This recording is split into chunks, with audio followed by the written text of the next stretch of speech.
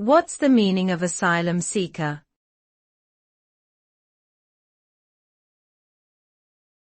Asylum seeker.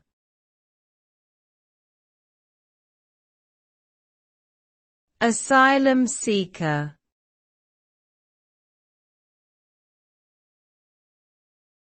Asylum seeker.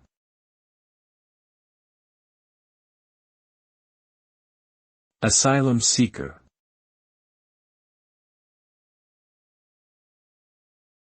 An asylum seeker is someone who has fled their home country due to fear of persecution or harm and seeks protection in another country.